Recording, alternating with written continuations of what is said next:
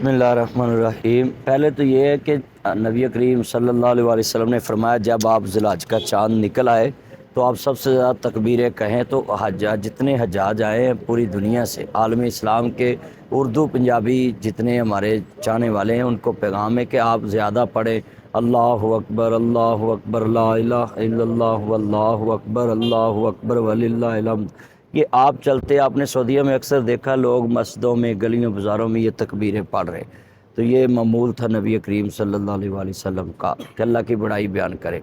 اور یہاں میں حجاج کرام کو پیغام دوں گا کہ آپ بار بار عمرہ کرنے جاتے ہیں حج سے پہلے، تو آپ وہاں بیمار ہو جائیں تو آپ کا فرضی حج کیا بنے گا آپ کا؟ پہلے تو آپ پہلا عمرہ کریں، عمرہ کر کے اس کے بعد دوسروں کو ٹائم دیں۔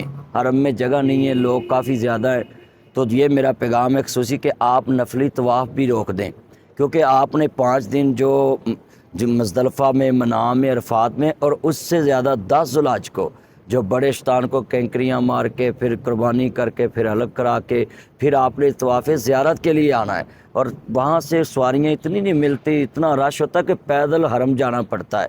تو وہاں کتنا ڈفرینس ہے، وہاں آپ نے پہلے ہی طواف نفلی کر کے اپنے آپ کو تھکا لیا۔ تو پہلا تو حاجیوں کو میرا پیغام ہے کہ آپ اب روک دیں نفلی طواف۔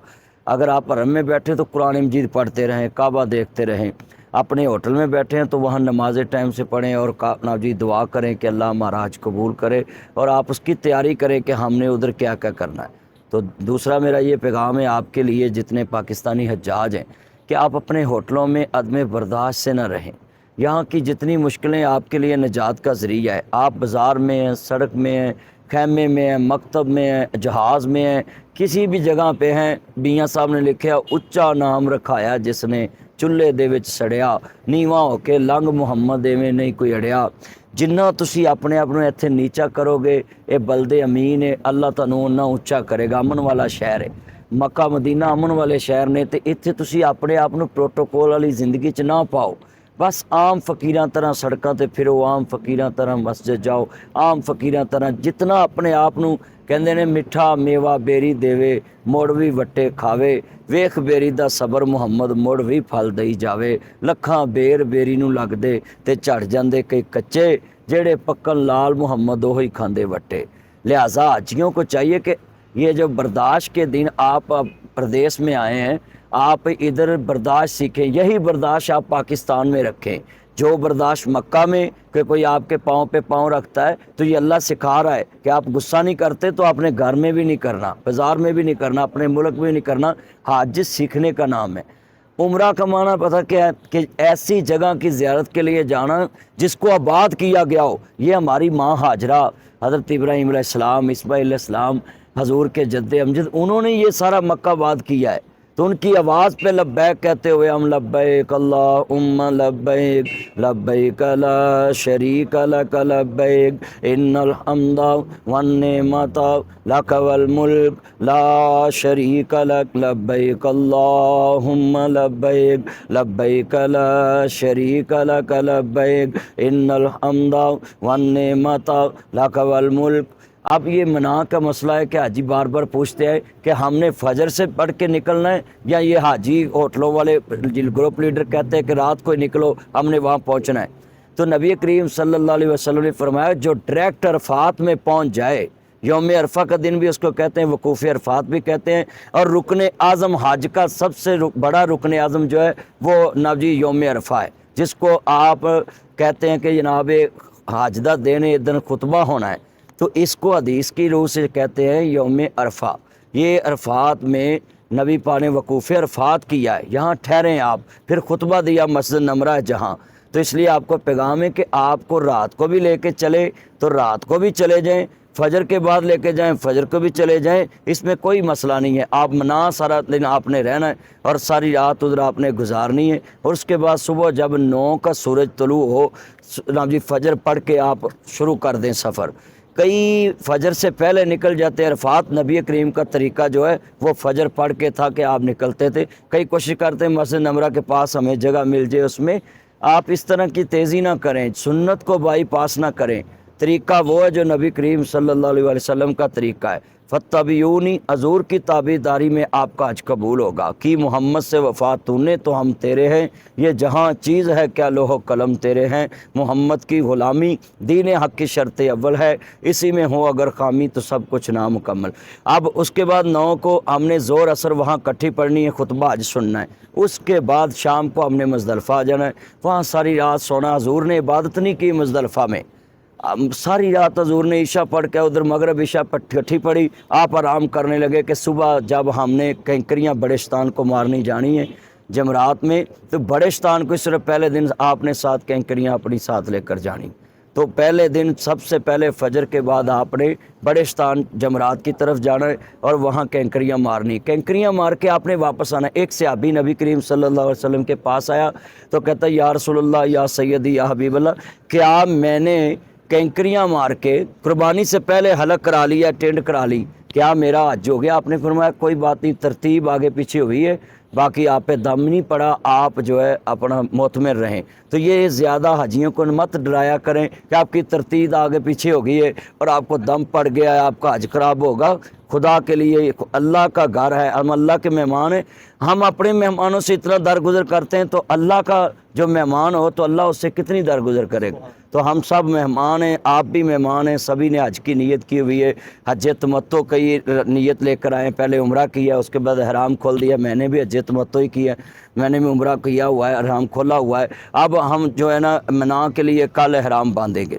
تو یہ ہو گیا کہ آپ نے کینکریاں مار کے قربانی جب پیسے جمع کرا دیے ہیں نا آپ نے، تو اس دن جب پہلی قربانی ہوگی تو سمجھ لیں کہ آپ کے پیسے جا چکے ہیں۔ اب انتظامی مسئلہ ہے حکومت کا کہ اتنے لوگوں کی قربانیاں کوئی یکدم 1 گھنٹے میں تو ہو نہیں جانی، تو آپ اپنا حلق کرائیں۔ اس کے بعد جناب آپ اپنا احرام کھولنا چاہیں تو احرام کھول دیں، اسی احرام میں آپ طواف زیارہ کرنا چاہیں تو وہ بھی کر لیں۔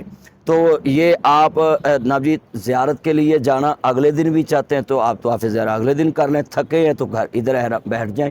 عید والے دن صرف آپ اپنی احرام کی آزادیوں سے، صرف جو میاں بیوی کپل جوڑے آئے ہوئے ہیں ان کے لیے کچھ پابندیاں رہتی ہیں کہ وہ احرام کھول بھی دے مگر وہ میاں بیوی آپس میں ملاپ نہیں کر سکتے، تو ان پہ اوپر کچھ پابندیاں رہتی ہیں احرام کی۔ تو احرام کھل جاتا ہے مگر پابندیاں باقی ہیں۔ اب آگے کہ آپ نے طواف زیارہ کر لیا ہے، جو حج قران والے ہیں ان کا تو یہ ہے کہ انہوں نے احرام باندھا ہوا ہے، عمرہ کر لیا ہے، احرام نہیں کھولنا، اسی احرام نے انہوں نے حج پڑھنا ہے۔ تو حج قران والے جو ہیں وہ اس طریقے سے، اور حج تمتع والوں میں نے پہلے بتا دیا کہ انہوں نے احرام کھولا ہوتا ہے، وہ صرف منا جانتے ہیں جب تب آپ احرام باندھتے ہیں۔ تو حج تمتع میں جو آپ نے قربانی کرنی ہے وہ سب نے پتہ ہے کہ ادھر جمع کرائے ہوتے ہیں پیسے۔ اسی طرح جو حج افراد کر رہے ہیں وہ ادھر مکہ کے مقیم ہیں، پاکستانی رہتے ہیں، ان کا کیا اپنے گھر سے وہ احرام باندھ کے وہ طواف قدوم کریں گے، حرم میں جائیں گے، طواف کریں، صفا مروہ کی سعی کریں۔ اب ان کے لیے کتنا فائدہ ہے کہ وہ جب چلے جائیں منا، عرفات، اور وہاں سے واپس آئیں تو ان کو صرف طواف ہے، انہوں نے سعی نہیں کرنی، وہ سعی ان کی پہلی ہے۔